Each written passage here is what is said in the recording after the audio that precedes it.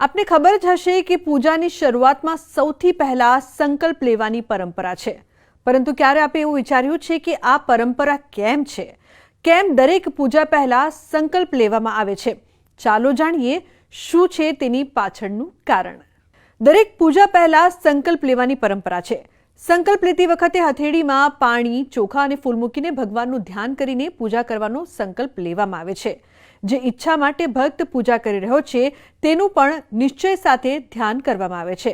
સંકલ્પ દ્વારા ભક્ત મન, વચન અને કર્મ દ્વારા ભગવાનમાં શ્રદ્ધા વ્યક્ત કરે છે. ભક્ત પોતાની જે પણ ઈચ્છા હોય કે જેના માટે તે આ પૂજા કરાવી રહ્યો છે અને તેની પૂર્તિ માટે તે પ્રાર્થના કરે છે. સંકલ્પનો શાબ્દિક અર્થ છે અમુક કામ કરવાનું નક્કી કરવું. જ્યારે આપણે પૂજામાં સંકલ્પ લઈએ છીએ તો તેનો અર્થ એ થાય છે કે આપણે ભગવાનની પૂજા કરવાનો સંકલ્પ કરી રહ્યા છે અને આપણે નક્કી કરી રહ્યા છીએ કે આપણે કોઈ પણ સંજોગોમાં પૂજા અધૂરી નહીં છોડીએ. આમ પણ કહેવામાં આવે છે કે કોઈ પણ કર્મ પાછળ તેનો ઉદ્દેશ છે તે ખૂબ જ મહત્વનો હોય છે. સંકલ્પ સૌપ્રથમ પૂજનીય ભગવાન ગણેશજીની સામે લેવો જોઈએ. આ પરંપરાનું પાલન કરવાથી પૂજા કોઈ પણ અવરોધ વિના પૂર્ણ થઈ જાય છે. એવું કહેવામાં આવે છે કે સંકલ્પ વિના પૂજા અધૂરી માનવામાં આવે છે. વિધિવત પૂજા સંકલ્પ લઈને શરૂ કરવામાં આવે છે. એ પૂજાનો પ્રથમ તબક્કો હોય છે. સંકલ્પ લીધા પછી આપણું મન પૂજામાં વ્યસ્ત થઈ જાય છે. પૂજા કરતી વખતે એકાગ્રતા પણ જળવાઈ રહે છે અને સાથે જ ભક્ત શિસ્તથી પૂજા તો કરે છે, પરંતુ જે કારણથી અથવા જે ઈચ્છા શક્તિ સાથે તે પૂજા કરી રહ્યો છે તે સંકલ્પ લેવાથી પૂર્ણ થાય છે. સંકલ્પને લઈને કેટલીક માન્યતાઓ પણ છે. શ્રી રામે રાવણનો વધ કરતા પહેલા ભગવાનના આશીર્વાદ મેળવવા માટે યજ્ઞ કર્યો હતો. યજ્ઞની શરૂઆતમાં શ્રી રામે પ્રતિજ્ઞા લીધી હતી કે યજ્ઞ ધર્મની રક્ષા માટે કરવામાં આવી રહ્યો છે. આ યજ્ઞના શુભ પરિણામોથી રાવણ જેવા અધર્મીઓનો અંત આવવો જોઈએ. મહાભારતમાં યુદ્ધ પહેલા અર્જુન મૂંઝવણમાં હતો અને તેણે શ્રી કૃષ્ણને કહ્યું હતું કે તે યુદ્ધ કરવા માંગતો નથી. પછી કૃષ્ણએ અર્જુનને ભગવદ્ ગીતાનો ઉપદેશ આપ્યો. શ્રી કૃષ્ણના ઉપદેશ પછી અર્જુને સંકલ્પ લીધો હતો કે ધર્મના માર્ગે તે ચાલશે અને સંપૂર્ણ ઈમાનદારીથી યુદ્ધ લડશે. આ સંકલ્પ પછી જ અર્જુન પૂરી તાકાતથી લડ્યો. આ પરંપરાથી આપણી નિશ્ચય શક્તિ વધે છે. પૂજાની શરૂઆતમાં સંકલ્પ લેવાથી આપણી સંકલ્પ શક્તિ વધે છે.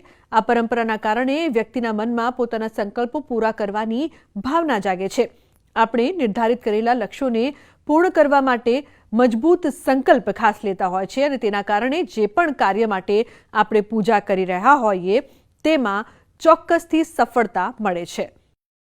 સંકલ્પથી સિદ્ધિ સુધી કોઈ પણ ધાર્મિક અનુષ્ઠાન હોય ત્યારે સર્વપ્રથમ તિલક વિધિ ઇત્યાદિ સંપન્ન થયા બાદ હાથમાં જલ, પર્ણ, પુષ્પ, અક્ષત વગેરે રાખી અને આપણે સંકલ્પ કરીએ છીએ. એટલે એક સુંદર પ્રતિજ્ઞા લઈએ છીએ. દેવતાઓની ભાષા સંસ્કૃત છે અને સંસ્કૃતમાં વિશેષ કરીને સંકલ્પ લેવામાં આવે તો એનો વિશેષ લાભ આપણને પ્રાપ્ત થતો હોય છે. જેને કહેવાય કે પંચાંગનું ઉચ્ચારણ જે તીર્થક્ષેત્ર છે એની આસપાસનું ઉચ્ચારણ કરવામાં આવે છે. આગળ પોતાનું ગોત્રોચ્ચાર કરવામાં આવે છે, માતા પિતાનું નામ અને પોતાનું નામ બોલવામાં આવે છે. સંકલ્પની અંદર તમારી જે સિદ્ધિ પ્રાપ્ત કરવી છે, જે હેતુ છે એ હેતુસર એ હેતુ ભગવાનની આગળ પ્રસ્તુત કરવામાં આવે છે અને પ્રસ્તુત કર્યા બાદ સંકલ્પનું જે જલ છે એ ભગવાનના ચરણોમાં ભગવાનની સામે અર્પણ કરવામાં આવે છે. એને કહેવાય કે તન્મે મનઃ શિવ સંકલ્પમસ્તુ. આ જ્યારે સંકલ્પ થઈ જાય એટલે આપણું મન છે એ વિશેષ કરીને આધ્યાત્મિક ચરણોમાં પહોંચે છે. આપણા મનમાં વિશેષ શ્રદ્ધા ઉત્પન્ન થાય છે અને એ શ્રદ્ધા થકી આપણું જે સંકલ્પ હોય એનાથી આપણું જે કાર્ય છે એમાં આપણને 100% શ્રેષ્ઠ અને સુંદર ફળ પ્રાપ્ત થાય છે. તો આજના મારા આ અહેવાલમાં બસ આટલું. ફરી મળીશું એક નવી અને મહત્વપૂર્ણ જાણકારીની સાથે, પરંતુ આ વિડીયોને આપ ખાસ લાઇક કરજો અને વધુમાં વધુ શેર પણ કરજો.